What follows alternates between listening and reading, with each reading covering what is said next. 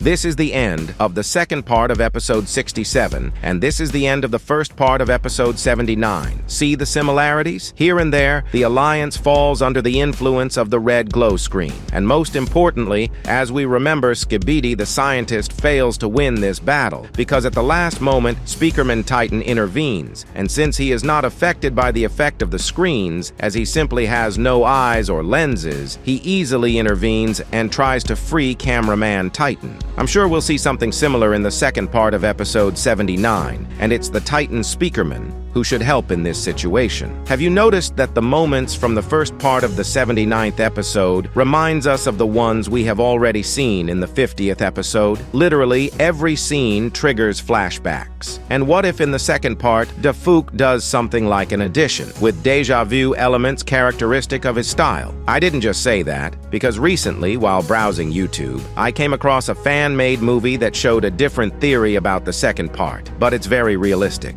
This and much more will be discussed in today's video, so as always, I'll ask you to like and subscribe. And here we go. Let's take a look back at how the first part of episode 79 ended. As we remember, the Duchess and Destiny's Guardian stormed the Cameraman base. The ending left us intrigued, as the Guardian of Doom literally almost kills all the Alliance fighters without much effort, and it seemed impossible to imagine how the Alliance could save itself, or who was even capable of stopping such a power. Of course, our top candidates for saviors are still Gman and Titan Speakerman, although some say that Titan Cameraman may come to the rescue because the location, the environment, and the actions of the characters remind us very much of the events of the 50th episode. That's when Titan Cameraman appeared after a long disappearance. However, most likely, this will not happen, and Dafouk will save his appearance for the 80th episode or even for later episodes. But let's now look at how the fan-made author envisions the salvation of the Alliance. The episode begins with a familiar pattern, namely the moment when the Guardian of Doom turns on his powerful red glow.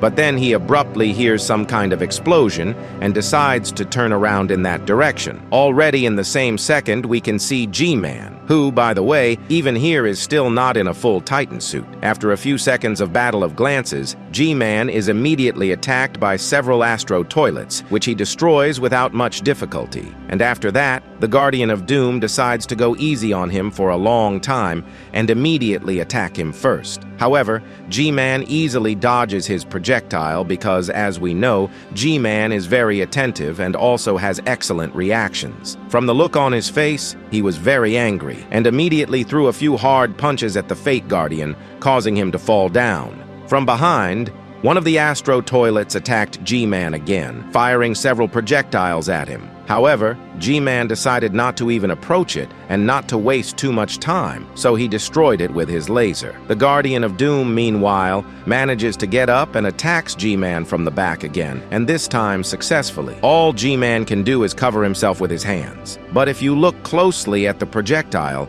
and the cannon that Destiny's Guardian fired, it's shaped very much like Juggernaut's cannon. And as we know, his weapon is extremely powerful, and if someone misses even one shell, the consequences will be serious. And yes, in the fan-made, this cannon really turned out to be very powerful. So after a brutal and prolonged blast, Gman did fall, albeit only for a few seconds, before rising again and trying to strike back at the Guardian of Destiny. It seems that after Gman was stunned by such a powerful projectile from the Guardian's cannon, he became a little more distracted. Because of that, the Guardian of Destiny easily fought him off. And yes, if you look closely at Gman, you'll also notice that there are still red particles on his toilet. These are probably what's preventing Gman from fighting at full strength, making it much harder for him to attack the enemy. But then, the worst thing happens. You probably know that the Titan TV Man is Gman's most difficult enemy, especially because of his red glow. For example, in episode 47, Gman was blinded by this strong radiation, and in episode 67, he immediately left the battlefield to avoid facing him again, given that the Titan TV Man had gotten new upgrades and was ready for revenge. So, the Guardian of Doom decides to finally use one of his TVs and turns on a very powerful red glow, causing even the camera to shake slightly. Unfortunately, Gman didn't have any protective goggles in his arsenal, although he could have been fitted with automatic goggles like those used by the Astro Toilets. They are activated only when they come into contact with the glow. Gman is shaking and squirming and screaming, but after a few seconds, the screen of the Guardian of Destiny is destroyed by someone, which leaves the Guardian in a bit of shock. A little later, the camera turns, and we see the Speakerman Armada along with the Striders and Half-Titan. But most importantly, we finally see the Speakerman Titan making loud noises with his speakers. And that's where the episode ends. Of course, this fan-made was done just to show a rough plot, which in theory could happen and which many viewers are hoping for. Personally, I would have liked to see the Titan Speakerman in a more interesting and original form, not the one we were shown in the fan-made. To be honest, he only reminded me of his 2.0 version. It was also strange that the author didn't show us the Duchess in this episode because she already appeared in the first part. Perhaps the reason is that this fan-made episode is only 2 minutes long, which is very short for episode 79. It's more likely that the author just wanted to focus on Guardian of Doom and other key characters like G-Man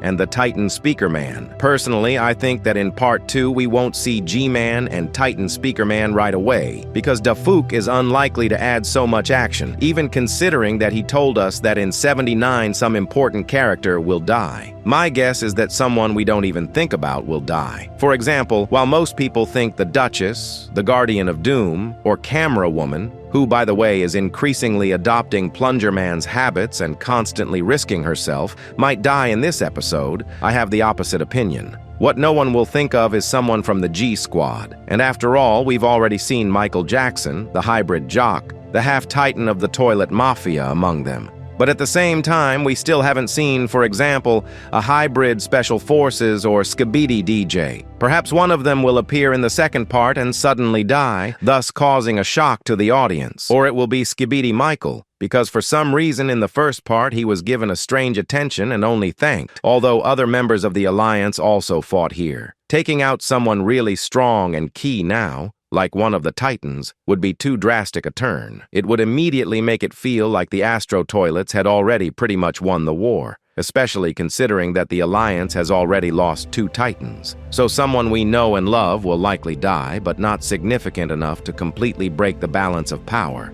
Such a move would give an emotional punch but wouldn't undermine the overall structure of the story. Or someone could die from the Astro Toilet race, such as one of the Astro Transporters, who is also an important and useful character. Finally, I'd like to talk about a possible duo between G-Man and the Titan Speakerman. With 99.9% probability they will act together, and there will be no conflicts or grudges between them. Olds of the series may remember that even dozens of episodes ago, when the Titan Speakerman was infected, he paired up with G-Man to fight just fine. For more than 30 episodes, the two of them together have terrorized not only the Alliance, but even the Titans themselves. For example, they competently fought off the Titan TV Man in episode 47 and tried, albeit unsuccessfully, to destroy the Titan Cameraman in episode 57. The most attentive viewers will remember that in those days, their duo was even called Evil Duo, and this nickname really perfectly emphasized their image: gloomy, cold-blooded, but at the same time extremely effective fighters.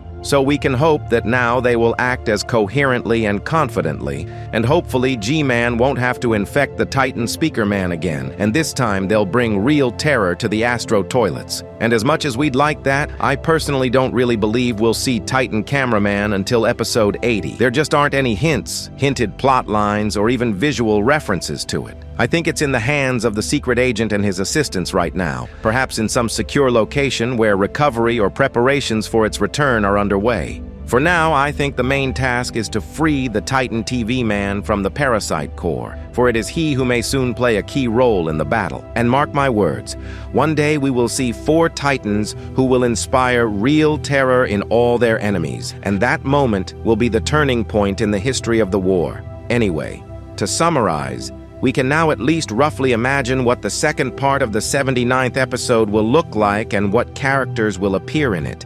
I'd also like to remind you that Dafouk said that the episode could be released as early as this month, or we could see it in the 10th of July. At least I really hope so. Well, that's all for now, Super Cameraman with you as always. Good luck, everybody. Bye.